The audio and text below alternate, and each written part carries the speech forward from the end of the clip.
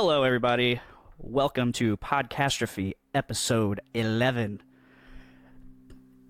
I am Dick, and I'm here to talk to you guys, like usual. So I've had a lot of fun this weekend. It was my birthday weekend. This weekend, to start it off, Wednesday, I found out my great-grandmother passed away. May she rest easy. Because of that, I managed to get a couple days off of work. And so I got caught up on a lot of stuff. Got caught up on all my CW shows. Thursday night, I went and saw Jeff Daniels, which was a really fun show. To take that story back a little bit, a couple months ago, I found out that he had actually played in my hometown of Delphi about 2 years ago, and to a sold-out crowd at the Delphi Opera House. And my grandma Tina of the Tyner clan, she cooked for the event, and the Jeff Daniels group of people. So Jeff Daniels, his son's band, and whoever else was there with them, they loved her food. They loved her cooking. They said they didn't really get that kind of food on tour, so it was really nice. And they actually offered a spot on their tour for her to keep coming along and cooking for them. She declined, however, which I thought she was crazy for, but at the same time, I understand. I understand completely. So, fast forward a little bit. I guess the Delphi Opera House contacted Jeff Daniels' people again, said, hey, we want you to come back. And their only requirement was that my grandma cook for him again. So of course she would cook for him again. So she asked me, she's like, hey, how would you like a ticket for Jeff Daniels? I'm like, Grandma, of course I'd love a ticket. Of course I'd love a ticket. So of course I go, and she gets me a second row ticket. That's for my birthday. And it was great. It was a great show. It was a great experience because it allowed me. I go to a lot of metal shows. I go to a lot of rock shows. I don't really get this kind of show. It was kind of like a bluegrass, folksy kind of thing. And with Jeff Daniels, star of Dumb and Dumber 2, My Favorite Martian, The Martian, Looper, a bunch of other movies, he tends to gravitate more towards comedy. And he's a very funny guy. There was hardly any comedy in this show. You know, I expected like a little stand-up, a little bit of music and stand-up, but no, it was mostly music. And so, yeah. He opened up with a song about his wife reading 50 Shades of Grey and then wanting to put the moves on him. And it was quite funny. It's quite humorous. But out of his entire 2-hour set, which was mostly him and his son performing, along with his son's band and his son's wife. And so the content was mostly serious, mostly very deep, and it just astounded me how long he's been doing music. It astounded me because like he would introduce a song, be like, yeah, I wrote this song back in the day, like doing this, and this. So I wrote this back in 1978, and I'm like, holy shit, you've been doing this for that long? It just blew my mind. He told a story about how the first time he met Ryan Reynolds on a set of some movie. He said it was when he met Ryan Reynolds before he was Ryan Reynolds, and he was passing him in a hallway. And they did the typical, like, oh, we got to go around each other, but which way you going, which way am I going type shuffle. And then finally, after doing that for a couple seconds, Ryan Reynolds apparently told him, so should we just take off our pants and relax? So that's what the song was called, Take Off Your Pants and Relax. And no, it was a really fun time. During the intermission, I found my grandmother, and she told me, hey, meet me down in the kitchen. This is how you get there, and I'd like to introduce you to Jeff Daniels. So after the show, I go down there, I wait, talk to my grandmother and a couple other people I met, or not that I met, but I knew from being in Delphi. Saw a lot of familiar faces, like a lot of teachers. Saw my 4th and 5th grade teachers, Mr. and Mrs. Beach, And so that was fun to run into them and like, you know, talk to them for a brief second, you know, catch up. Neither of them recognized me as I was not a bearded fellow in 5th and 4th grade. Didn't have all these tattoos and all this muscle, all them gains. I was a scrawny little fuck back then. But yeah, so I waited. I waited and waited. We waited, and his daughter-in-law came down. I saw her, saw his son come in, the bass player. All of them came in. And then they're like, hey, we got to go out. We got to go. It's we're heading home, and we're just ready to be home. So that was a bummer. Next thing I know, here comes Jeff Daniels, walks down the hall and right past the room. I was like, oh. Well, there he goes. And before anyone could really say anything or comprehend what just happened, besides me going, oh, he just peeps his head in the room. He goes, thanks, guys. Walks out. So that was fun. But yeah, so that was the Jeff Daniels experience for me. It was a really great show. I really loved it. The rest of the weekend, I just caught up with family, got drunk with my family. It was always fun. And then Saturday, I went and saw Thor Ragnarok. Excellent show. I'm sure the Journey into Comics guys will talk about that at some point. Other than that, Sunday for my birthday, I had the pleasure of, you know, burying my grandmother, which never fun, but it is what it is. But let's turn this around and bring it back up. Today, I am joined by two guests. I am joined by Mr. Scott Collins. What's going on? How are you today, Scott? I'm doing just peachy. Now, Scott, I've wanted to have you on this podcast since day one. This is true. You were slated to be one of my first guests, along with my podcasting brethren, Mr. Brandon Stone of Journey into Comics and Game Addicts. Mm-hmm. But time after time, scheduling conflicts happen. You know, like it's things go missing. Yeah, shit's been difficult to get you on, but here we are. Finally, it's happening. Made it. Scott, I've known you basically my entire lives. My entire life, yeah. Like we went to school together. We went to elementary school together, high school together. Never really crossed too many paths. No, we didn't. It wasn't until I think right before my senior year, you had already graduated, and it wasn't until then that finally, like our paths started to cross. Aside from kind of started recognizing one another. Yeah, and it was because I went to my very first concert, which was the 2008 Mayhem Festival. And rest in peace. Yeah, rip. And so like I went down there with Wes Everett, your sister Amanda, Corey. Just the crew. Shit, yeah. That was your first concert? That was my first concert. Oh my gosh. And yeah, so that's a solid first. Ever since then, like we have been concert buddies. Yep. We've gone to basically all of our concerts together. Save for like I don't know how many I've fucking been to at this point, but I'd say like a rough 10 maybe I haven't been with you. But a couple you went with me instead. Yeah. And yeah, so like we went to college together. We had a few classes. That's where our friendship Ivy really Tech blossomed. Community College, Lafayette, Indiana. Oh yeah, that's where our friendship truly blossomed because we had two classes back to back together. Those classes separated by like an hour or so. An hour long or something ridiculous. Where we would just chill and hang out with each other. And after classes, we would go eat some Luca pizza at the mall, or go back. Probably contributed to some of my obesity, but somehow did not contribute to mine. I don't get it. It was metabolism, bro. At the time, I did not work out.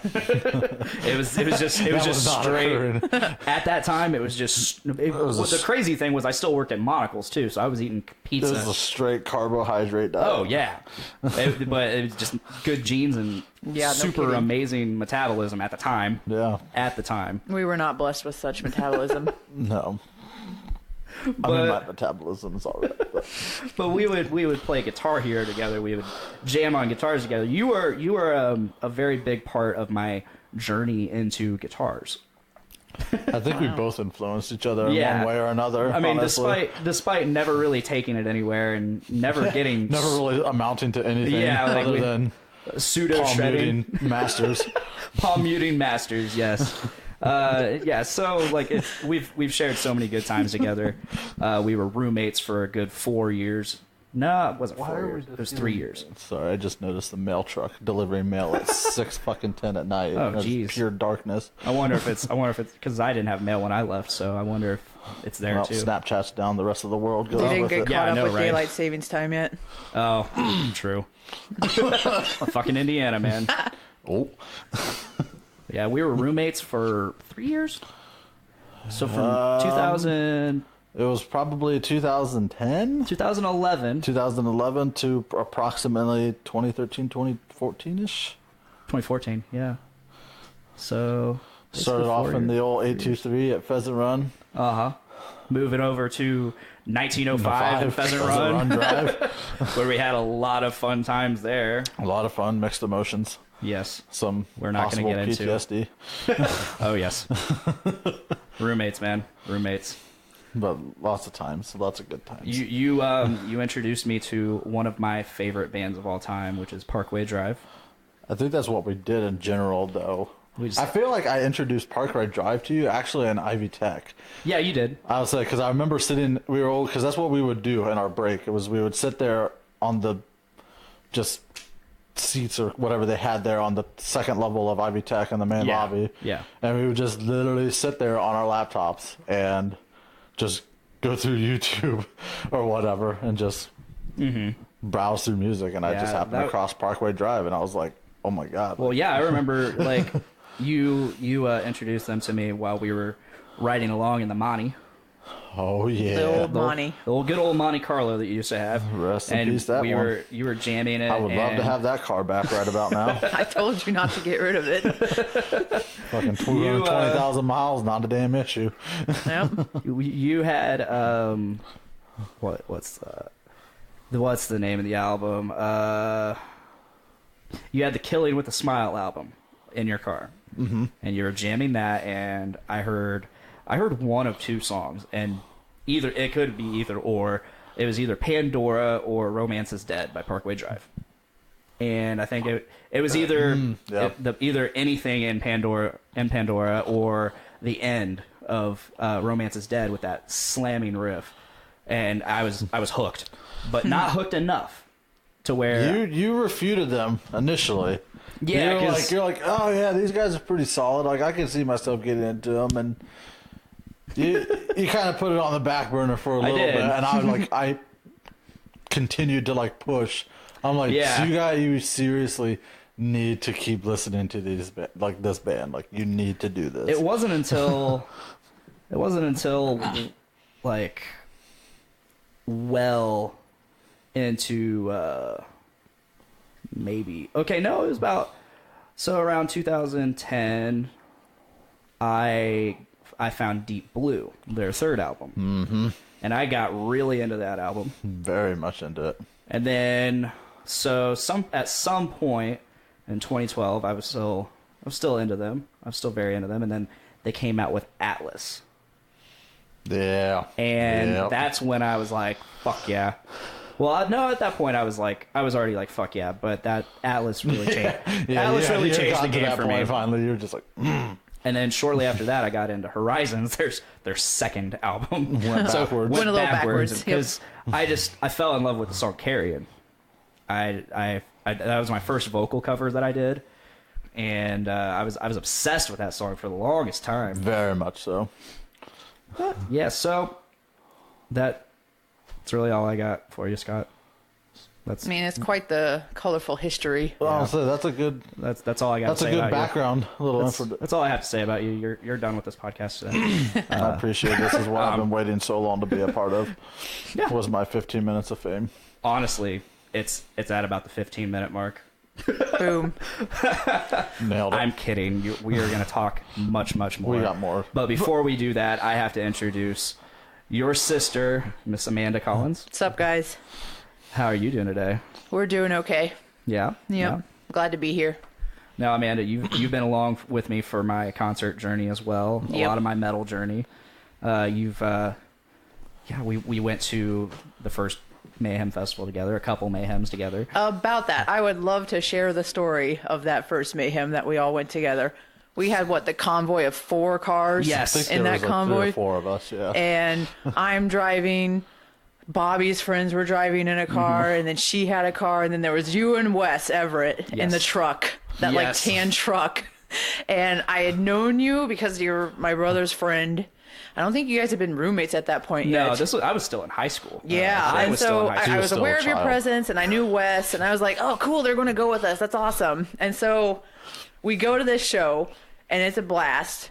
And then I get kicked out during Disturbed because the habitual sod fights at the Clip Center back then. It was Verizon back then. Yeah, back then, the Verizon Center. Verizon Center. And it's now something else now. It's gotten its name changed again. We've discussed this on Podcastrophe before. I still don't remember it. No. Oh, yeah. I'm not going to remember it because it's even longer. It's yeah, a it is. It's name, like a 4-word name now. and no one cares about it.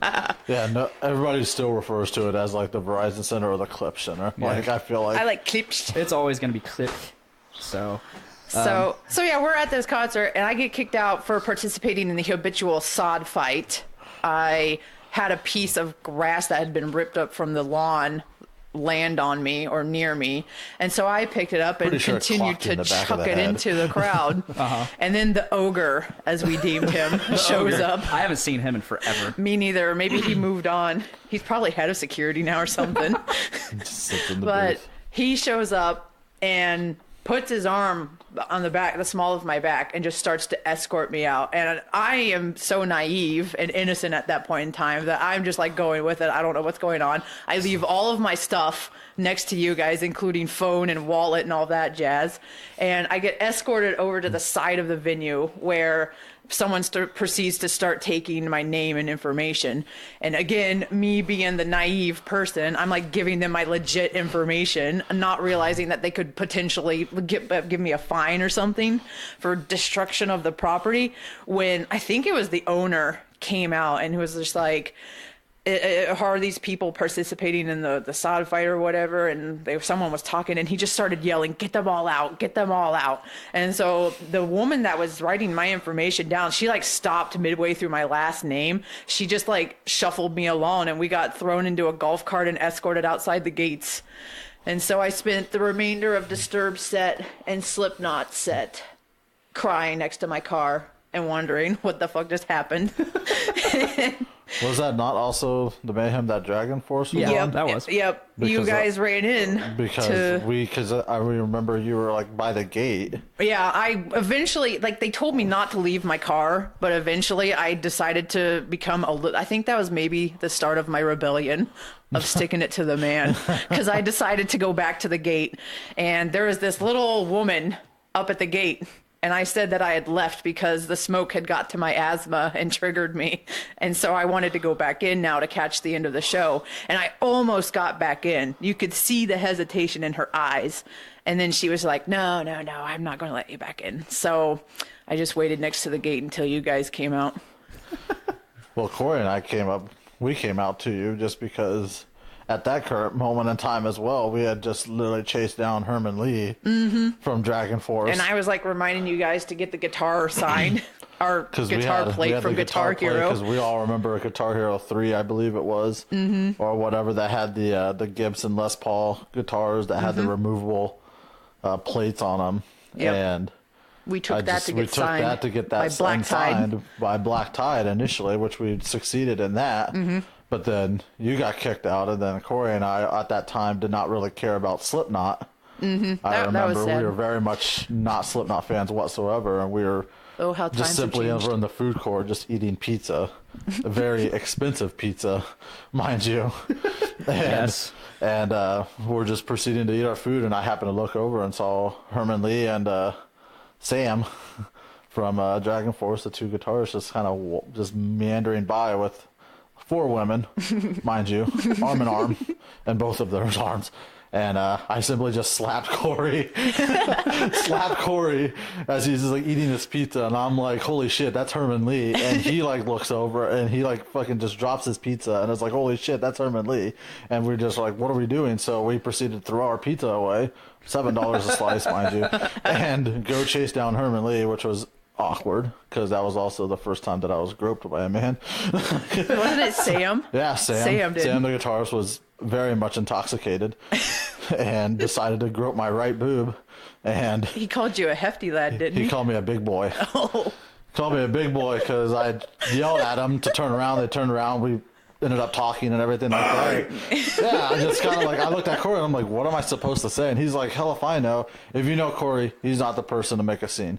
So so I just simply started yelling like, hey Herman, like, and he just turns around and like, it's dark out, so I don't know if he really knew who was yelling at him, but I probably would have done the same thing, like, hey! Yeah, yelled at him and got him to come over, and they ended up like signing like all of our like our Guitar Hero plate and my shirt and everything, which led to the groping because I had them sign my Dragon Force shirt. And Sam, you still have that shirt? I still have that shirt. Nice. And Sam ended up signing the shirt and decided to get a little squeeze of the old right pec and called me big boy, and they went on their way to the tour bus. And then you ran into Dave too, the drummer. We crossed Dave, who's probably nothing but 5'2", very very small man, but drumming. I mean, that guy. Give Dragon Force all the flack that they are. You know, very much repetitive, very much unoriginal. I feel like when it comes to like their music, but.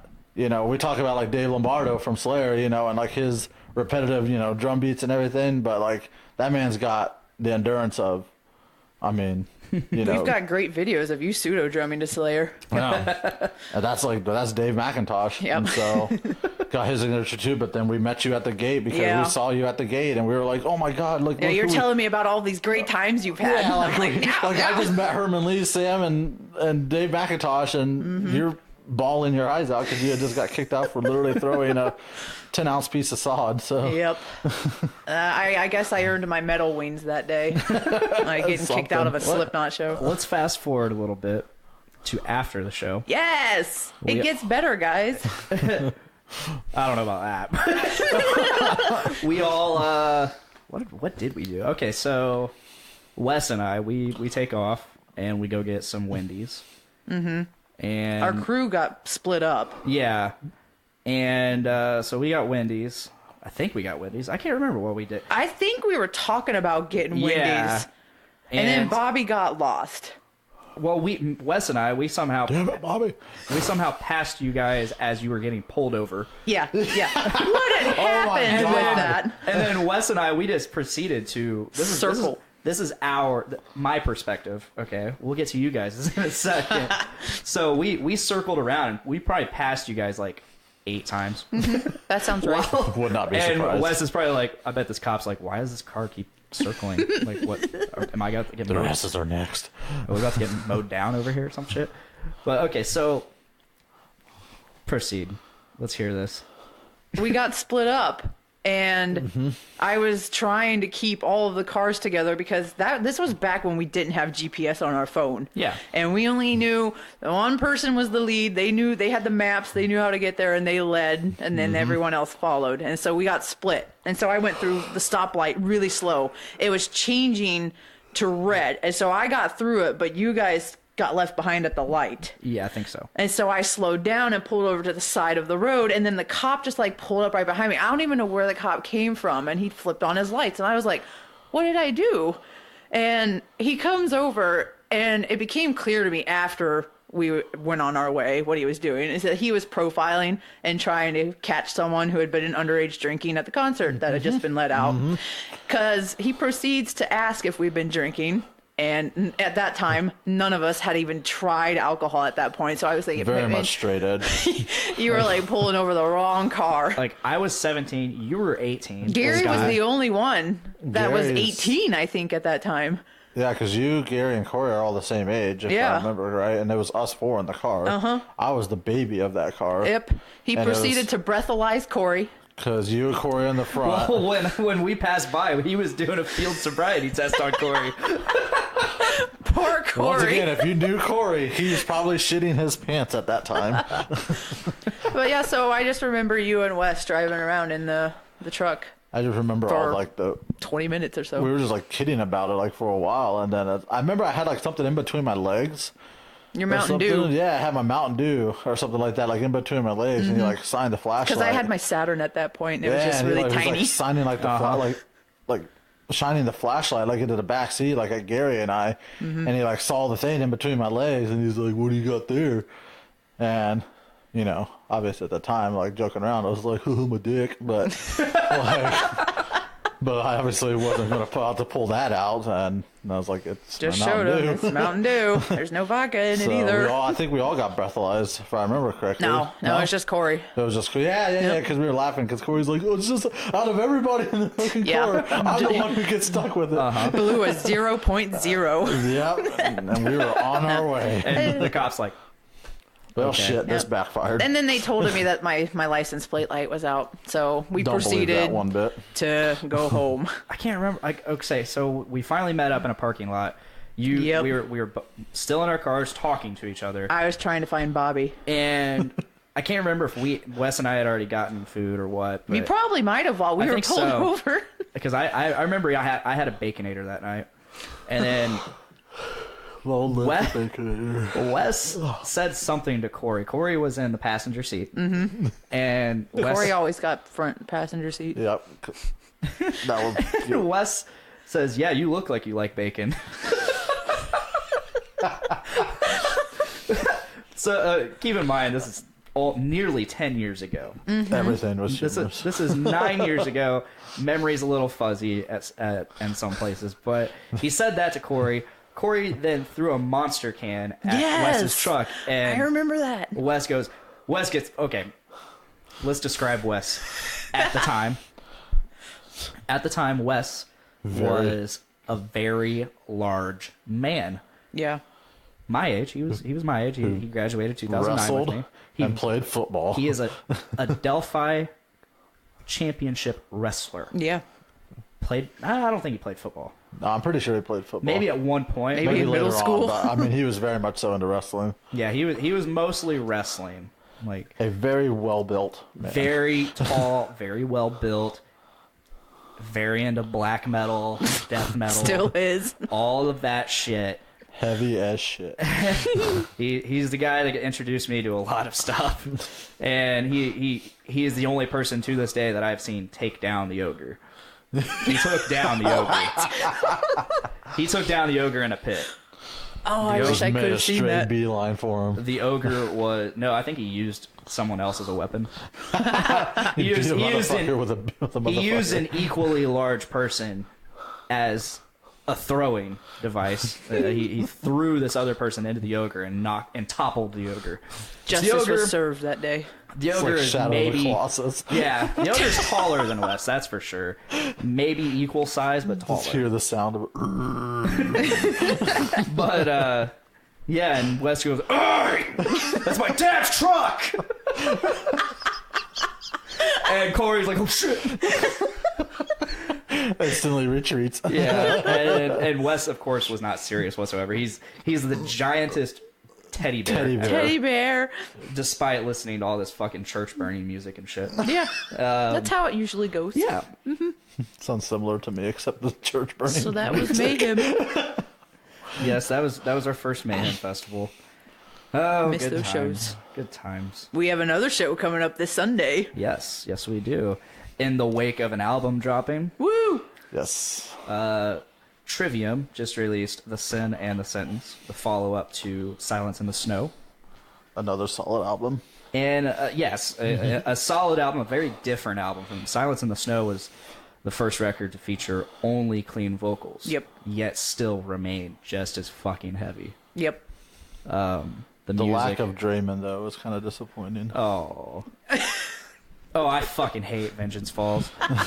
Vengeance Falls. I was so looking forward to that album. I was kind of let down by that one, too. Yeah, so when I found out that David Draymond would be producing the album, I was like, okay, this is pretty fucking exciting because I love Disturbed. Oh, wow. And I read interviews and how David Draymond helped Matt Heffy with all of his like vocal melodies and structuring the melodies and all that shit. What I didn't know was that basically David Draymond recorded all the parts himself and then said, "Hey Matt, copy exactly what I did." I don't know if that's what happened, but that's what it fucking sounds like. Use your guitar work, but put my vocals in there. Yeah, the music on Vengeance Falls was absolutely outstanding. Agreed. But the vocals, it was David Draymond. It was Matt Draymond. I know that In Waves is like their title track off of that album. No, it's not. That's off of In Waves. Oh crap! In Waves is the title track off of In Waves. No, wait. So what's Falls. off of Vengeance Falls then? Strive. Villainy Thrives. Villainy Thrives. Which those aren't bad Brave songs. the Storm. Yeah. Okay, so I guess I feel like In Waves kind of belongs on that album then because it's literally like the same 4 lyrics. Unpopular opinion. Get out of here. Boo. Boo. Proceed. I mean, I don't know. In Waves I enjoyed, but I loved In Waves. I enjoyed In Waves, but I feel like the first, I don't know, to me personally, like I enjoyed like the first half and then the back half just kind of. I just love watching Heavy chill Heffy use all of the same antics every time they sing In Waves. Oh yeah. Which we will that. probably see on Sunday. Mm-hmm. We're going to. I love that In Waves album because it's the first album that came out. I tend to gravitate towards the first album that comes out while I'm a fan of them. So I mean, I had already been a fan like by listening to the Crusade and Shogun at that point. Shogun. That's very true because I'm like a big fan of Shogun, and that was the first album that I heard by them. I love Shogun. Mm-hmm. I'm a person that likes to. Everybody's like, "What's your favorite album?" I was like, "Well, I can tell you. I can split it up. I can tell you what my favorite album is." But I can also tell you what their best album is, and then sometimes they're not always the same. Right. I will tell you, Shogun is their best album. Preach. With Ascendancy as a close second. Yes, but my favorite album. Well, my opinion. At the time, my favorite album was In Waves. Mm-hmm. Now, however, It is. The Sin in the Sentence. Mm-hmm. It has taken the lead, and it might even take the lead for best album.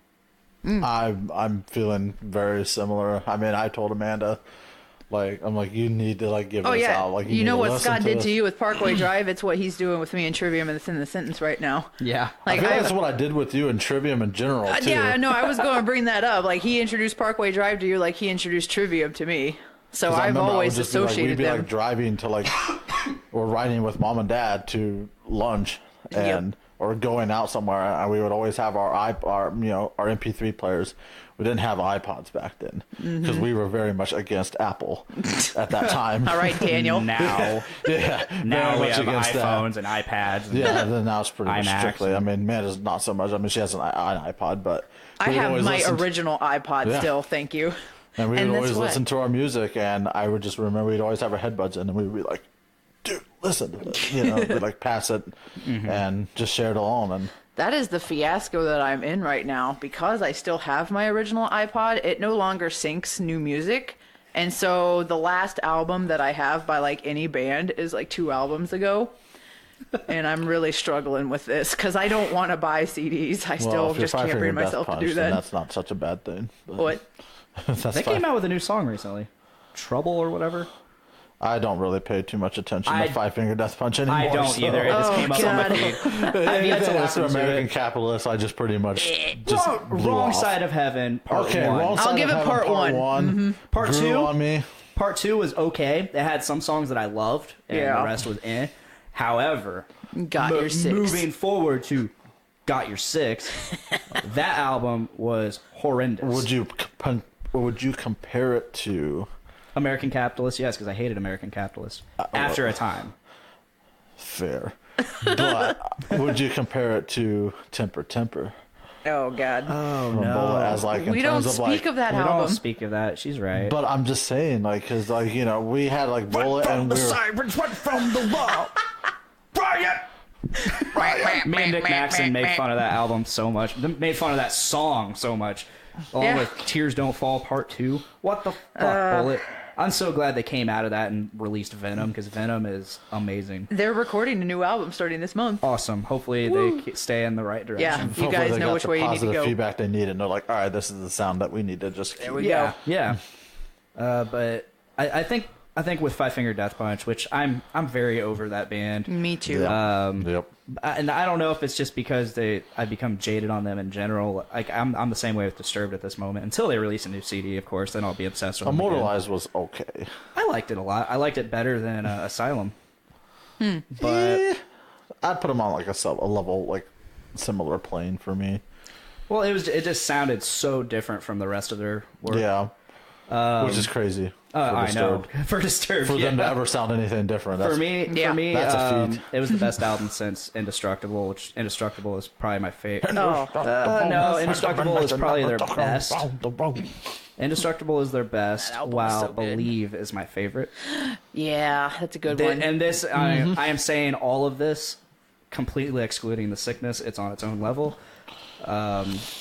I feel like if you say, my favorite album is The Sickness. It's like, no fucking shit, it's your favorite. But it's like you can't mention their newest albums. You're a bandwagoner. Yeah, exactly. But back to Five Finger Death Punch. I don't know if it's just because I'm jaded on them from listening to them so much in the past, or if it's because their music's gotten shittier and shittier. But some damn maybe it's because their mental though. Health is getting shittier and shittier. Yeah. I mean, Ivan, take a break. I'm very over the antics with Ivan. Whatever's going on, whether it be real or just whatever. PR stunt. Several years ago, Five Finger Death Punch put hella shows on though. Oh yeah, I've always enjoyed their live show. Yep. Especially in like a smaller venue setting. Small venues. The bleeding at the first Mayhem was brutal. Oh yeah, White Knuckles. The Fist was Yes. White Knuckles when they had the wall of death. Good stuff. And all that fucking dust popping up. Yeah. My first crowd surfing experience was with Five Finger Death Punch nice. at the first Mayhem Festival. Mine was Take This Also, Life was by that In not Flames. when Wes just literally just grabbed you and pretty much thrusted you? No, it was Corey Cook and Ransom Cornwall. Okay, two other fairly big guys. They going back to Mayhem 1. Okay, so there's two stories here involving both of them. So the crowd surfing thing, they just looked at each other and said, "Hey, you're gonna crowd surf." I'm like, "No, I'm not." And they just picked me up and did it. And at the time, there was a huge pit going on during Five Finger Death Punch, of course. Surprise. And it was just nothing but dust, and I was very, Death. I was very inexperienced with moshing. Like I had never done it. I was scared to fucking death of it. I weighed like 112 pounds. Sopping wet. It just wasn't a good idea for me. So of course the crowd is taking me directly towards this pit, and I land in the pit, and I am just like, this is where it ends. I'm like, this is where it ends. And you know that? Have you guys seen the Pirates of the Caribbean at World's End, the third one? I fell asleep during that one. You know at the end where the one captain from the East India Trading Company is like completely defeated, and like his ship's blowing up around him, and he's just walking down the ship, and it's a really cool piece of cinema because like everything is like blowing up in slow motion. He's just walking, it's just like this completely dead face on, and dead inside. Like he's completely dead inside. He knows he's defeated, and he's just walking, and then next thing you know, the ship just blows up because like he's getting bombarded by the Black Pearl and whatever the fucking other ship is that Davy Jones was. Yeah. Is that what you felt like in the middle of the pit? That's exactly what I felt like, and I did that exact walk back to the crowd because I was in the middle of the pit and I just walked straight out. Avoid eye contact. I just walked. I was like, don't make any I was movements. so fucking. The fear had deadened me inside. But moving on. So that was my first crowd surf. The next story involves my. So we're walking throughout like the in between stage. That's not in between stages, but it's like the merch booth. The and merch everything? is all that shit. Yeah, they Like had a the bunch of stuff at pavilion, Mayhem. kinda So we're walking, and there's a bunch of guys on a huge balcony. It's like a VIP like bar area, and they're like, show us your titties. So of course, like, chicks start doing it, and they just start flashing like crazy. No fucks given. And oh my god. So I couldn't see nothing because the crowd was starting to get thick because all these chicks were showing their tits. Yeah, I've never been compelled to do that. Never. But I did it once. I do it all the time. You flashed the girl that was flashing and said mine were bigger. Because she was on like the dude's shoulders and like she was like they were literally mosquito bites, like for the band or whatever on stage, and she was like twisting around like, like look at them, and so there was nothing there. There was like nothing even there. as a female, like, I was embarrassed. Literally the off mosquito spray just to get those things away. Like, yeah. So I lifted up my shirt and yelled, "Mine are bigger," and guys were like, "Yeah!" So I couldn't see. I could barely see. So not Wes, Corey and Ransom do? They are my heroes. They picked me up and they literally took turns carrying me on their shoulders. What a bro. Because they're tall people. They're big. They're tall people. So like they just took turns like holding me on their shoulders because I was such a small fucking dude then. And so I got to see like this went on for a good half hour, 45 minutes. I could believe that. Of just chicks flashing, and I was like in heaven. I was like, this is what heaven is like. This is the best concert ever, and I've never experienced. I haven't seen chicks flash. Shoot, I was going to say that probably set your standards pretty high for a concert. It really did. It's because feminism took over. I know, fucking millennials, ruining everything. Even though we're basically we're diet millennials because we were born diet millennial. I mean, the millennials apparently they start at like 85, 87, somewhere around there. Yo, right here. I'll say that was mad right on the head. And so I mean, I was born in 90. You're 89. So like we're still at the very beginning, and we still know shit about shit in terms of like being a good human being and not crying about everything. And just knowing. I don't associate myself with millennials. I feel like I do not fall into that category. I don't either, despite being one. But so yeah. Damn millennials. How old are you? 26. You know what my next crowd surfing experience was? Trying to go into the old memory bank here. Was it not all the way until Parkway Drive? Yes. Oh, Scott, you know so much. It wasn't until last year, 2016. Because that's like when you really started getting involved in the mosh pits and everything, I feel like. Honestly, yeah, I didn't mosh at that show. But, I mean, it's very difficult. Seth Rollins was at that show. No, this wasn't that show. That was the next show. That was the next one that I did not get to go to, unfortunately. But no, this was at the Emerson Theater in May of 2016. I feel like I've told this story on the show before, but I'll tell it again. Basically, it was another circumstance of I was forced to crowd surf when I didn't want to. However, at the Emerson, there's no security, there's no barricade, there's just a stage. Ooh, the best. And so Parkway Drive is notorious for just letting people come on stage and hang out, sing songs, whatever. They just love the fans. Watch they love the crowd. documentaries. Yeah. Watch the DVD or Home is for the Heartless. Yeah, you'll see.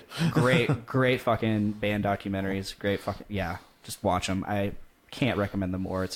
And especially Home is for the Heartless because it doesn't show the music side. It more shows like just the journey, and that's what they're about. They like touring around the world and experience. They take the time in each stop to experience where they're at. Nice. And I think that's really awesome because they are people of the world. They love the world and experiencing new things. Good for them. But back to my show. Aussies. So I'm seeing all these people crowd surfing and getting on stage and hanging out. And I'm like, that would be so awesome. And I thought this to myself. I didn't say it out loud. So my friend Nate and his friend Lindsay say, hey, I'm going to throw you up. Oh, let me see if I can get his voice. Hey, bro, I'm going to throw you up. But it was more like a yell. And I was like, no. And I'm going to do it. He just picks me up and throws. And next thing I know, I'm crowd surfing to the stage. And I get on stage. And I'm just like, hell yeah, I'm up here on stage with Parkway Drive. But I didn't know what to do. So I'm not that kind of guy that's like going to take advantage of a moment like that. Man. So I tried to, I was like, okay, I've been on stage for a couple seconds. I'm going to jump back out in the crowd. The crowd was not having it, however, and they threw me back on stage. Oh. So I was like, oh. So did you stage dive? Dude, I did. Totally would. Oh, yes. I did. I stage dived and failed because the crowd caught me and threw me back on stage like, fuck you. Nope. I was like a rubber band. I was like, guys, it's not what's supposed to happen. But so I just got back up, and instead of relishing in the moment, I just walked off stage to the side, defeated. But however, I was not ready to go back out of the crowd because Parkway Drive crowds are just absolutely nuts.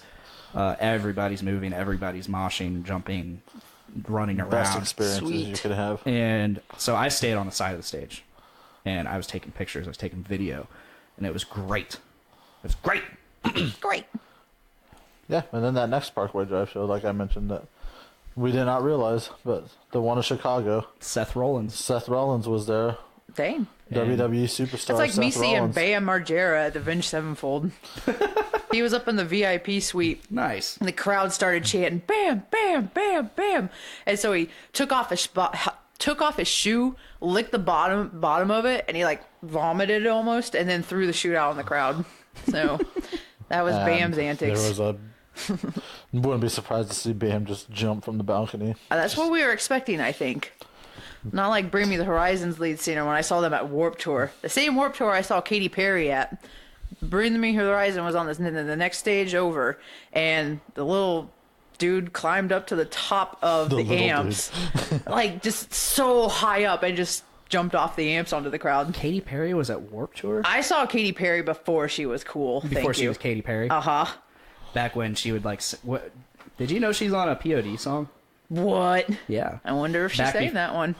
Huh? I wonder if she's saying that one. Youth of a Nation? No. No, it's She one of the children chanting, "We are." Maybe. No, it's a song, and it's crazy. So I had always loved this song, and when I found out, okay, so I saw this article, Katy Perry and POD song, like, what? Like, oh, this is. And then there was a video of them doing it live, and then as soon as I saw the title of the song, I was like, no fucking way. That song? It's Goodbye for Now, if you know that song. Excellent song. And then I listened to the song, or I watched the live video, and I hear it, and I go listen to the studio version. I'm like, holy shit, that is Katy Perry. Wow. I will have to check that out. But it was back when she was Katy, whatever the fuck her real last name is. No, she used to be like a Christian singer-songwriter. Yeah. And so... Times have changed in that one. That's why she wrote I Kissed a Girl. It was basically kind of rebelling against her upbringing. No, she very much loves her parents. She had a whole documentary on Netflix, and I watched that years ago, and I loved it. Yeah. I recently watched the Lady Gaga documentary, and that's also really good. That's like Pheasant Run days. Didn't we like always? Yeah, that was 1905 when I watched the Katy Perry did we thing. not like literally just use Netflix almost for a lot of the time to just watch documentaries? Yeah. We were just like, let's look around. We just like watch every documentary we could find.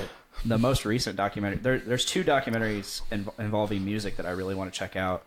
Actually, now there's 3. There's one for the Foo Fighters. That's the most recent one I found. I have yet to watch that. There's the Tom Petty one, which is 4 hours long. Holy. Yeah, Green and then Mile, there's a Lemmy documentary. Ooh, that one would be good. I want to see them all. You gotta do Lemmy's voice now.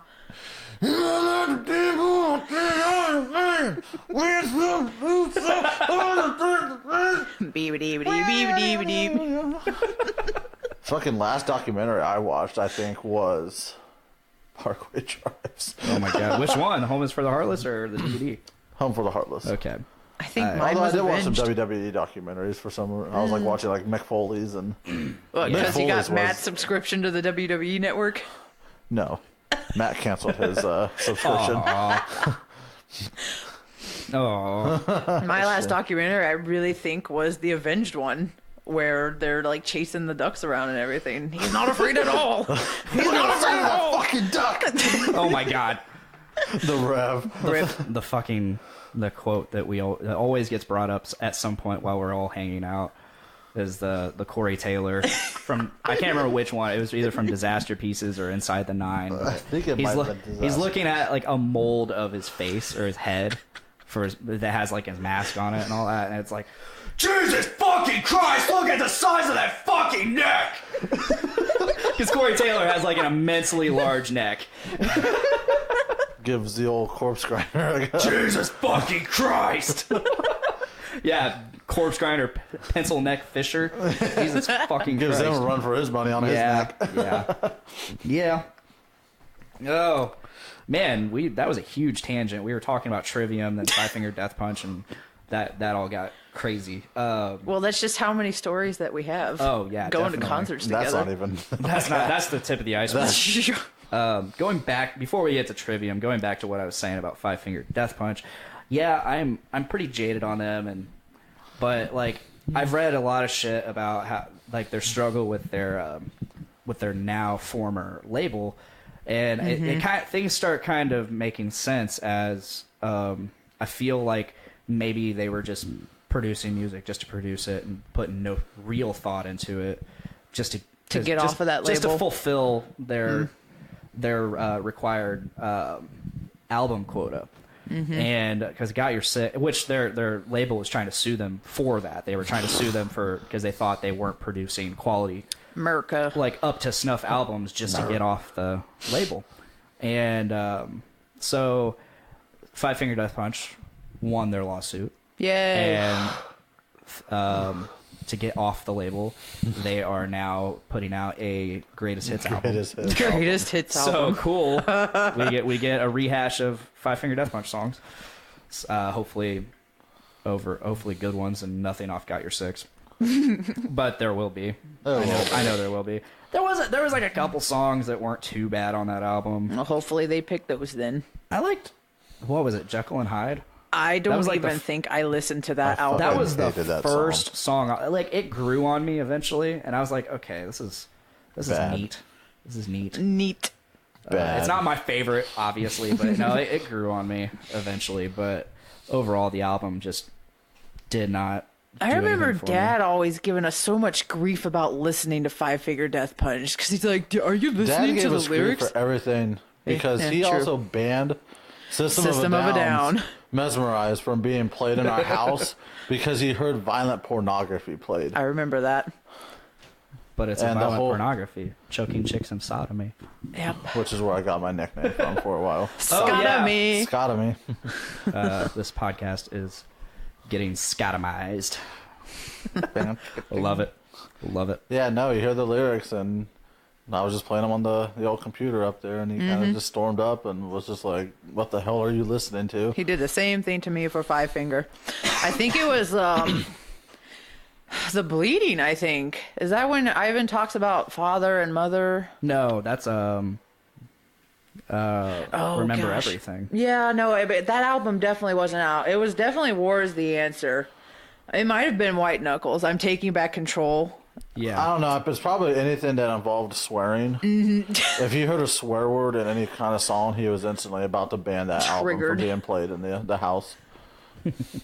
Therefore, that's why we grow up on REO Speedwagon and Poison and NSYNC and Backstreet Boys. NSYNC and Backstreet Boys. Because that wasn't dirty at all. Nope. Money, money, money. Yep. Man. All right, so let's talk about this Trivium album, Send in the Sentence. Yes. Can we please? God damn. I think I was definitely hooked. Obviously, when the Send in the Sentence dropped, and when it came out, I was just like, "Oh my god!" So, because I had heard about it, because people were because people like in the comments they were all like, I just kept on hearing orgasm, like just that, like kind of like comment on it, like consistently, and I was like, wow, like this must be really, really good. So I gave it my own listen, and I was like, hot damn, like it's pretty much combining everything that Trivium I feel like does really well, and now that Heavy Heffy is able to sing so adequately. I feel like that his singing voice has improved. I've never so thought he much. was a bad singer. I never thought he was either. And, I always enjoyed his voice. I always enjoyed and like his he singing. said, in like the one interview or whatever, he's like, I screamed. He's like, I screamed because I couldn't sing. It's like, fuck you, dude. You can sing. Yeah, right? It's not about singing. I mean, so now he can actually sing, so he's like, oh, I'm going to sing. I hate that everybody has this view of singing perfectly because, like, that's the voice. Where your own voice, your own voice, I think, is way better than singing up to snuff, I guess, because you get that's where you get has uniqueness, a different expression. And when you're trying to sing like perfect technique and all that, you lose a lot of. I feel like you lose a lot of what makes your voice your voice. Mm-hmm. A lot of that rock music voice is all about who you are. And Heffy definitely has a recognizable voice. Oh yeah, definitely. Mm-hmm. And not to say like all his improvement in singing has really done. It's not bad. I love it. I love hearing him sing. It's just there's you can hear Heffy. If you hear me and you're listening to this podcast, you will be singing at this show on Sunday. There is no reason to be sick. And tell us that you're sick, and we have to sing the whole entire concert for you again. I'm telling you now, and I'm warning you now. I'm going to yell at you. I'm going to flip you off, and I might not go back to another Trivium show. So do not disappoint me. You cannot do that. That's all lies. Story time.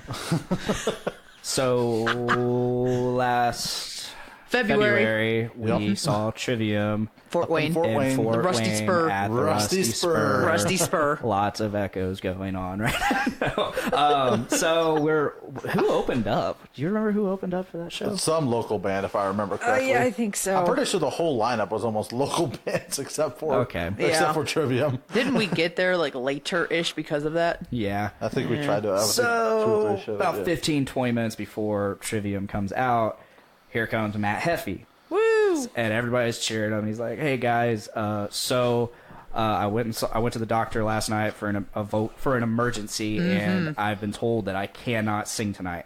So that being said, instant buzzkill. Oh yeah, we're totally. He's like, that being said, I don't want to let anyone down. The show must go on. We will be playing. I just can't sing." So we then continued to get a Trivium show with only screams from Corey and a little bit of singing from Paulo. Whiny. While the crowd sang the majority of the songs. Yeah, which was cool itself. It was really cool. Everybody was in time. Everybody was in sync with the band. Woo. It was really a cool experience to see. I don't want to repeat it though. Fans coming together. Yeah. And singing the songs that they love. But I don't pay to listen to the crowd. You're completely right. So hopefully this Sunday we don't have a repeat experience. Oh yeah, and I got VIP after the show and went and got. Oh, and I had a client call me in crisis. Oh yeah, right before that show, like I called the cops on my daughter. What do I do? Oh well, the cops are coming. The Trivium show can't help right now. We'll deal with it on Monday. Yep. So, but yeah. You had that VIP experience. And we had you ask all the questions that we've always wanted to ask Heavy Heffy. Yes. Which included becoming the dragon. Is this song about Magikarp evolving into Gyarados? And he proceeded to tell me, well, I get that a lot. Which is why I took my poster to Louder Than Life later that year. Yeah. I put a poster together with Magikarp evolving into Gyarados and put it up for them to see in between each song that they sang. And I'm taking it with me on Sunday too. Yeah, he proceeded to tell me, he's like, yeah, I get that a lot. The song's about the koi fish transforming into the dragon once it reaches the top of the waterfall and reaching its full potential. It's an ancient Japanese story. So Magikarp into Gyarados. Yeah, it's Magikarp into Gyarados. I was like, that's exactly what I said. So I was like, so it's Magikarp evolving into Gyarados. That's basically exactly what that is. And he's like, yeah, basically. I'm fine with that answer, Heffy. Yeah. I'm fine with that. He was like really calm. He didn't seem like he really wanted to talk, but it's whatever. I feel like he probably does yoga. Oh, probably. He's where's BJJ? Fucking Corey, however the hell you say his last name. Bellaloo or whatever. Yeah, however the fuck you say his last name. He was really... We don't go by last names. Him and the drummer were both really talkative. It's now former drummer. Yep. I'll say what drummer was that? I fucking don't know. I don't know how many they've had now. He was suggested to them by Dream Theater. That's right. Well, if it's not Alex Portnoy, then No. Yeah, he. I don't even think he was on the album. He wasn't even on Silence in the Snow. was it not the drummer who did the drums for In Waves? No, it was not Nick. So it was Augusto. in between. It was in between Nick and Alex. Yeah.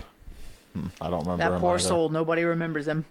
No. Yeah, I think That's he was what just a happens when at you the fucking time. shift drummers every goddamn Yeah, album. I think he was just a touring drummer at that time. I'm pretty sure I have that dude's autograph. Probably. Because I bought the album at Louder Than Life to get the access to get the autographs, to call them out on their BS for not playing Becoming the Dragon. And Heffy didn't even really acknowledge me on my poster. He just signed my CD and sent me on my way. Bitch. But Corey appreciated it. Corey's always very talkative. It seems like. Yeah. He's very appreciative of fans. I mean, not saying Matt isn't. No, me neither. Because But Matt's very heavy on the social media presence, and he's always retweeting. Yes, he is. Reposting. Now he's all fans' about things. he unfollowed me, though. Aw. I would just like to point that out. He unfollowed everybody because he kind of restarted his Twitter account. Oh, yeah. With all of the bots that were following him. So now I got to figure out how I'm going to get him to follow me again. So yeah, I don't use Twitter, but I actually I had him reply to one of my comments on Facebook the Oh, other day. nice.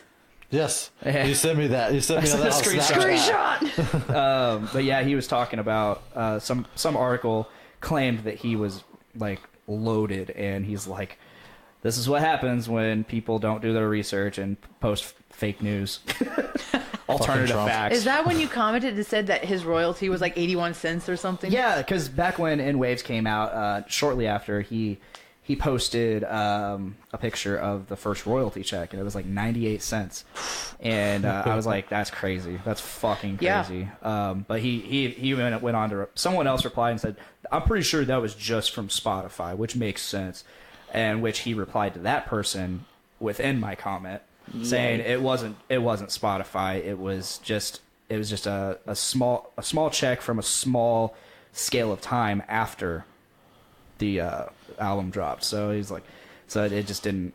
It was small, but it didn't reflect like the actual. Yeah. Huh. Well, that's cool. I mean, at the end of the day, you have to split like money from album sales through, because basically the way I think I had it explained to me was basically a label loans you money and you pay them back, and so the album sales mostly go back to the label. Right. No wonder they always say buy merch at the shows. Yes, because that is all them. That merch. Well, see, I don't feel so bad now. I download all of the music, but I buy a shirt at every show I go to. But if you buy an album from their merch, that goes to them. Oh, even better, because I did that at I Louder love to Than buy Life. at merchandise. You're but welcome, they don't Trivium. sponsor 3XL anymore. And I also don't want to pay $100 for a hoodie. It's a little, Yeah. it's a little above there. Grasping at straws. I don't mind supporting obviously the bands and everything. Like, I mean, yeah, we have plenty of band shirts and hoodies Oh, yeah, I and, turned and all of mine into a accessories and quilt. everything. Like we do our part, but you know, like $100 hoodies Financial is crises. It's a little pricey at times. So But yeah, we haven't talked about the album. we have so many memories. of tangent Trivium. catastrophe. Yes. So basically, all right. So set in the sentence. So, like I said, when I heard the title track, I was instantly hooked. I'm pretty sure I texted you or like sent you a link to it, probably Amanda too, and I'm like, you need to check this out, Yeah. like, right now. And then, Hard on Your Hate came out second, and initially I was not crazy about the song. I love it. Yeah, I was didn't not listen crazy to it. about it. I didn't listen to it at the time. Okay, so I listened to the title track, the first single that dropped, and I was like, okay, this is cool.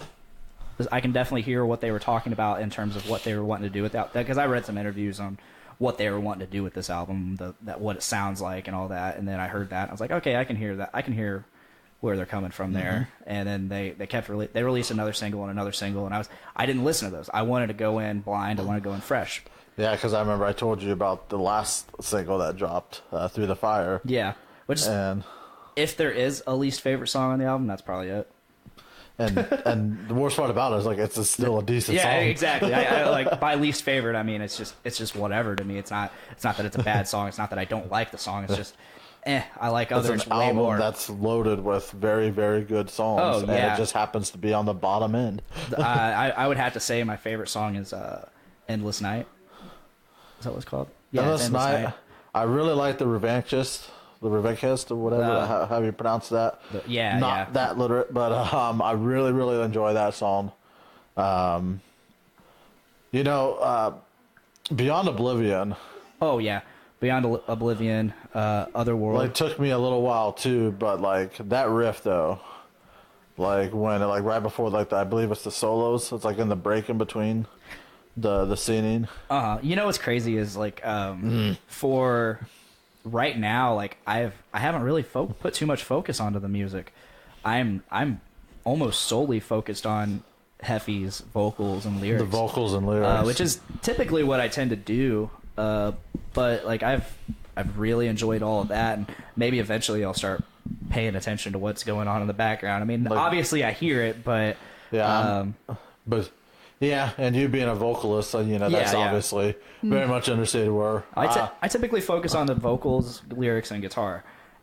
But right now, like I'm just hearing all that, and that's what's kicking my ass. That's right funny now. that you say that, because whenever we go to shows, I always see Scott watching the drummer. Yeah, and he used to drum, so and he just watches the much, drummers. Very much involved and like the music, the instrumental side of things. Mm-hmm.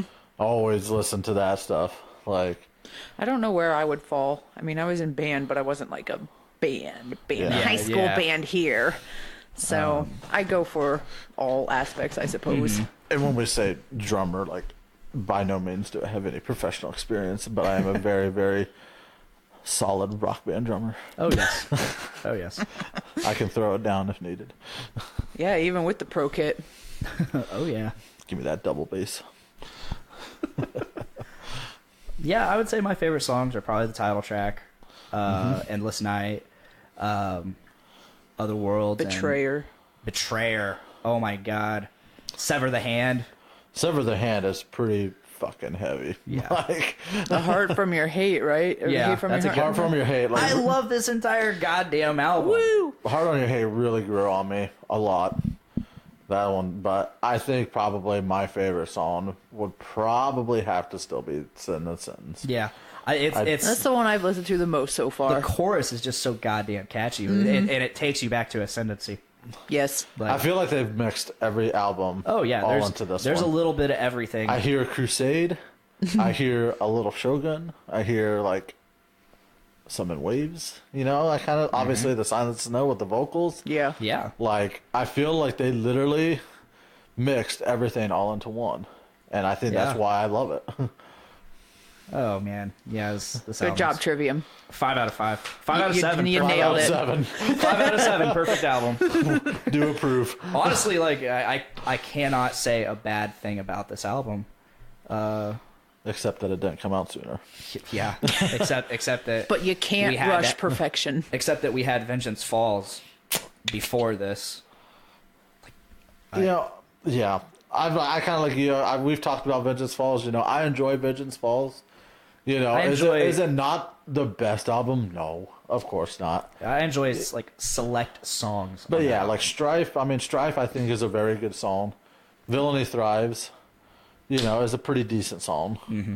But is it an album that I think I can listen to from like front to back? No. Sin the Sins? Yes. yeah. Honestly, that's how I always judge an album is do I skip songs? Yeah.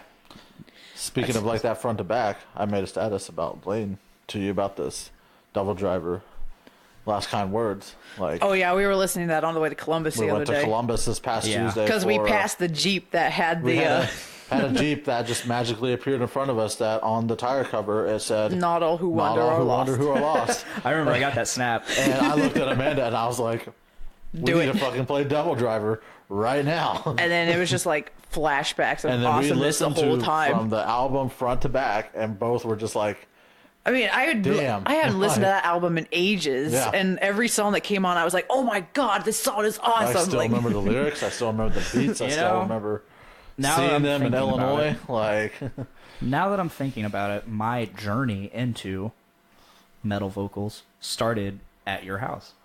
I mean, I had always wanted to do like harsher vocals, but I discovered that I could really actually scream while playing Rock Band with you guys. Rock Band. It was because our house was like the Rock Band hub of Delphi.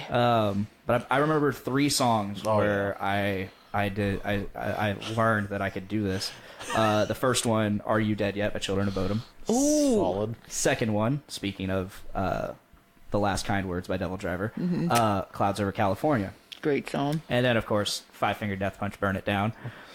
Yep. Burn it down. Where the first time I took it seriously, and then the next couple times I realized for the screaming parts of the songs, they don't really count.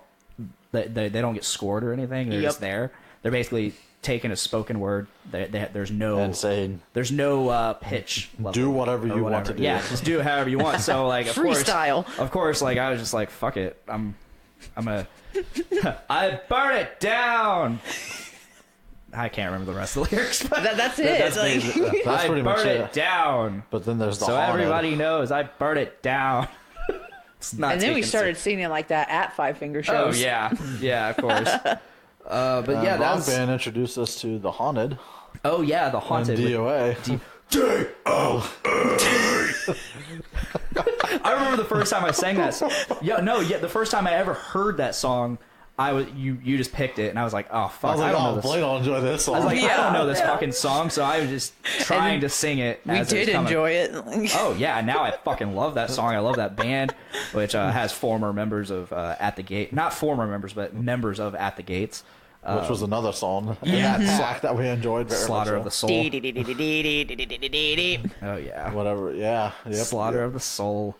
Good times. But yeah, that was where I discovered that I could scream, and so from there I practiced it a little bit more and a little bit more, and That's eventually. also. I think that's where like our like infatuation with like guitars really kind of grew up too. Yeah, I would say. I mean, I had already had I think we both had guitars at Because that you point. had. I got my Razorback. Because you got the Razorback, and then I had some shitty ass Dean Vendetta. Yeah, that and I then, bought off of Amazon for $100. and then I got my old Washburn. You got the Washburn, but then I got the Jackson. Yeah, your Jackson Warrior. I wanted the model of Sinister's Amanda guitar always at that wanted time. the Sinister Gates. Probably a good thing I never Schecter. ended up with that. He's kind of gone downhill. Yeah. I just got the little model instead that I took a scale picture of to make it look like and it was the everybody real like, thing. Holy shit! You guys guitar, and then it's like it zooms out. It's like the size of my hand. It's like a fucking amiibo. Speaking of amiibo, we went hunting on Saturday, and that was fun. Oh yeah. Let's hear this. With the launch of Super Mario Odyssey. Super Mario Odyssey. I swore that I was done with the amiibo game. If you are not aware of the amiibo game and the hunting game, it's a nightmare trying to find these stupid little things from Nintendo, because Nintendo purposely makes the stock small so that scalpers can snatch them up and then drive the cost up. And so I finally collected all of the Smash line, and I was done because I just can't invest any more time and money into those things. And then Super Mario Odyssey came out, and they had 3 more amiibo. And then there's a 3-pack that came out. It came out with Bowser, Peach, and Mario in it, which are the 3 that you need for Odyssey. And so Scott and I went over to Columbus. Kokomo. The old Kokomo. On Saturday to see our good old friend Dan. Old Danny and we decided to go amiibo hunting because we all had Odyssey out and we're all playing it. It's a great game. So it's I'm, like on the perfection. floor, just like browsing Meijer and Target and Best Buy's website, like trying to find them. And I just happened to see on GameStop, it's like, or Target, I don't know. Actually, I think it was just GameStop on it. Yeah. It was Markland Mall. Yep, and Kokomo. I was like, hey, Markland Mall and Kokomo has, pretty sure it was Bowser. And Mario, because Peach was just like gone at this point. Yep, and so we're just like, let's go. Let's go drive around Kokomo for 4 hours. Yeah, looking for these looking amiibo. for amiibo. Yeah. So I ended up getting a Meijer with the clutch. Meijer was clutch. Target provided us the initial. Yeah. I saw you guys one of you posted about it on Facebook. I did, yeah. And I saw in the location it said Kokomo. I was like, what the fuck are they doing? Apparently Kokomo is like a gold mine for finding Kokomo hard to find like, Nintendo products. Because like SNES Classics, Super Nintendo Classics, really hard to just find. Just go to Kokomo. Presumably Kokomo just has a shit ton of them.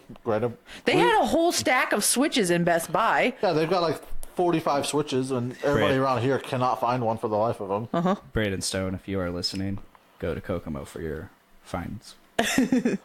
Do it. And now we return to your I don't know. Podcastrophe. I mean, that was about it. We ended up at Meijer, and we go back to the electronics section, and there's one Peach amiibo left on the shelf, and we were like, and it was very scarce. Very scarce amiibo selection. The amiibo stock is kind of petering out in retail stores because the hype has definitely died off of them. But they're still, like, when you want one, you can't just walk into a store and get it. Like, it's ridiculous. Amiibo. Nope, we don't got it. We had to drive to 4 different stores. So, yeah, we started at Target, which was connected to the mall. So then we just walked directly into the mall. And nothing at GameStop. Nothing at the GameStop there. Then drove to Meijer, which came up clutch for us. But, I mean, otherwise, it was...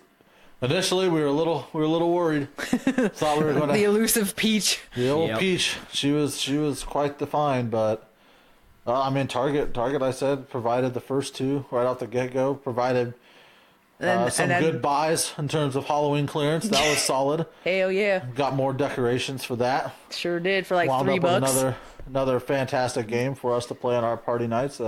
What do you meme? Oh, what do you meme? Man. I can't wait to play that with you guys. What do you meme? It was a lot of fun. Very much so. If you do not know what do you meme is basically Cards Against Humanity. Very similar concept, where a judge simply just plays a meme. There's a stack of very large picture cards that are all memes. Yep. Some of them are very much recognizable. Like some of them, like you might not have seen before. But I don't know. Blaine probably have seen all of them. What's up? Sorry. All of the memes. I could see you being very much involved in the meme world. I'm meme lord over here. Yeah, one could say I am a meme lord. It's true. You would probably. I might have to pull them out. I have two memes tattooed on me. This is for sake. Dat boy, which is in there very frequently. We pulled a Dat boy out probably a couple times. But basically, the whole concept of the game is you pull a judge draws a meme card. And then all the other players have 7 quotes or play cards in their hand that are all just like that moment when that moment when this happens or such and such whatever. And you basically try to match what the meme is with the funniest card that you have in your hand that you think goes along with it to make the best meme. To make the best meme possible, you hand them to the judge, and then the judge basically reads them out loud to the group. Everybody laughs, everybody cries. If they, might be offended or they might be, a little bit too real at times. Mine was pretty real. Oh shit! It's pretty real. Let's hear yours, please. I'm going to try to describe the meme as best I can. It's the birthday dog, where the curly-haired dog with the party hat is sitting in front of his birthday cake, and he's just got this smug little grin on his face. Inside. Yeah, he kind of looks like he's smiling but dead inside at the same time. And so I played my card that said, when you're at your ex's funeral and realize you took the breakup too far. And we fucking died. And I was like, that's the face I would make. No. We just lost it. I have a lot of fond memories, not that I can recount any of them, but of playing Cards Against Humanity here with you and Austin and Nate and the rest of the crew. Oh God, yeah. Nate Manis and Austin Welch, hopefully to be future guests on the Podcastrophe. Austin's going to be coming back home. So Austin, looking forward to having him on in a few weeks. Nate, not so much. Yeah. He's abandoned us for... They're both in different cities now? Austin is currently living in New York. Queens, right? I think in that general vicinity. Yeah. And Nate is living in around San Francisco. Okay. Nate does not expect to come back until next summer. Austin, that's why he told me, bitch. Yeah. Austin, I can't wait to have him on. He's what I refer to as my son. And he's a blast to talk to. He's got a very interesting life, especially right now, and I can't wait to have him working for BuzzFeed. Yeah. Oh, out in Queens, I can only imagine. I miss the city so much. I'll come visit Austin. I don't know you very well, but I'll come visit. I need to get my NYCFC fixed. He's moving to California, I think, in January. He's moving to LA. Oh, man. He's going for the big time. Killing it. Props to you, buddy. Yeah, no shit. Kill it, got man. out of Delphi. That's awesome. Well, he's from Rossville. Oh, got out of Rossville. Even greater accomplishment. Yeah, give us some love. Bring some popularity to your fellow Midwestern brethren. But so yeah, we always played Cards Against Humanity here, and playing with Nate Manis is the best because even when he sees a card, whether it's his card or not, he sells it. And he'll basically just like explain the card. It becomes charades. And it's absolute hilarity, and you never know what the fuck he's gonna say, and it's just hilarious. Shout out to the dudetus. God, one of my fondest memories. But yeah, we would definitely check out What Do You Mean if you enjoy Cards Against Humanity or Exploding Kittens. Yeah, all those adult kind of dark humor games. It's definitely a lot of dark humor. Definitely a lot of dark humor. Very vulgar. Do not play around your parents. Nope. Highly do not recommend doing so. They might require you to come to church and probably praise Mary several times. Well, guys, I think I gotta be heading home. Lame. It's time. Is it your bedtime? No, well, after a 5-day weekend, it's coming to a close. My bedtime's really soon. I'm 30 now, so 9 p.m. Amanda's out. 9:30 hits. Time to hit the sack. Yep. Let's go. I'll probably be asleep by 11. But no, my girlfriend is currently at my house making us dinner. What a beautiful girl. She is the best. She's the absolute best. And I got here late. We were supposed to start at 5. We didn't start until like 6. Thanks, Andy. Yeah. Thanks to my roommate who cleaned the house this weekend. Never does usually, but he decided to clean this weekend and hide my Zoom. You did your best, my boy. Hide my Zoom in the closet. Good job. So on the floor, covered up by a bunch of shit. So yeah. Thanks, Andy, for making participation me late to award. Gets a star. Yeah, I freaked the fuck out. I was like, "Where the fuck is my Zoom? Yeah, you walked in pretty angrily. Oh yeah, I was like, "Where the fuck is my Zoom?" My wood steps felt the wrath. The wrath and fury. I couldn't find it, and I was freaking the fuck out. I was like, "Where the fuck is this? I just got this. There's no way I could have fucking lost it. Like, I just got this. That's money down the drain. Fuck." And so I was scouring my house. Meanwhile, I was like, "Can you guys come here?" But you're like, "We just ordered delivery. We just have food coming our way." I was like, "Okay, well, I'm gonna figure it out." So like, I actually ripped out. I found one of my old interfaces that's fairly mobile. My other interface, which I was using for mobile, is currently at the Doom Room. So I could let Nick use it for his podcast, Brews with Dudes. Check it out. Nice. But nice. Which he's not even using it. He said he ordered his own Zoom H6 handy recorder. Lucky him. It's very awesome. It's very easy to use. It's what Brandon uses for Journey into Comics and all the other podcasts he's on. But yeah, so like I ripped out that other interface and I was just going to bring it here, install all the drivers and shit that I needed to on my laptop, and then we were going to go from there. But then I was like, I'm going to check that closet one more time.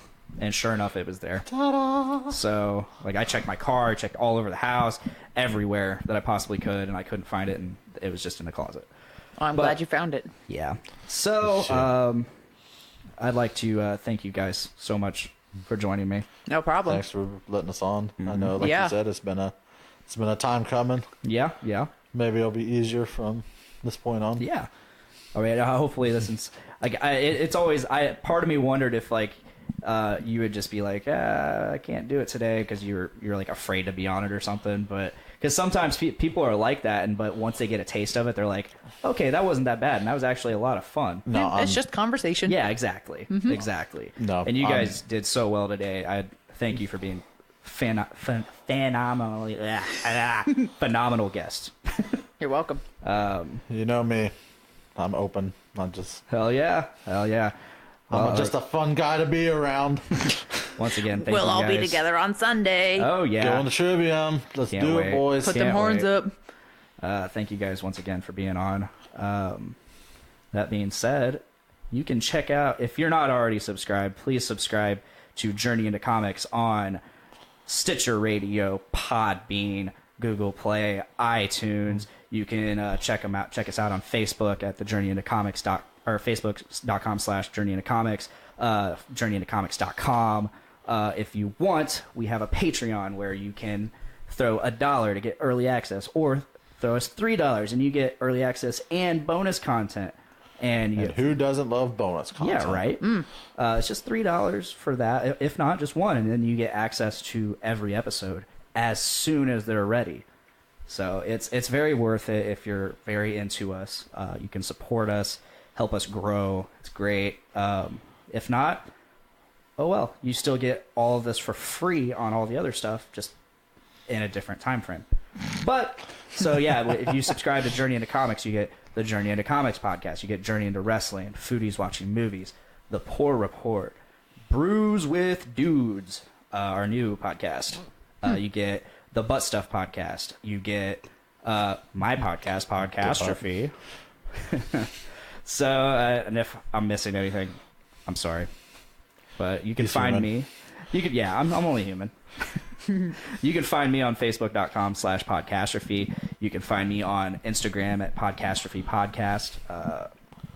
Same thing with Twitter, Podcastrophe Podcast. I don't use it as much, but if you tweet at me, I'll know, and I'll get back to you. You can tweet at me things that you want to see talked about on the podcast. I can answer questions on the podcast. There's no limit to what I'll do. And no question is off limits. Feel free to ask. But if that's all, I am Dick. I'm Scottomized. And this is Amanda. And I would like all of you to make every day a big dick day.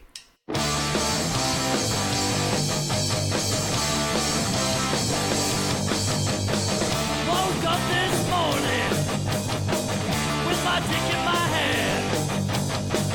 Girlie's to the right of me, just like I planned. It's gonna be a big dick day. It's gonna be a big dick day. It's gonna be a big dick day. It's gonna be a big dick day.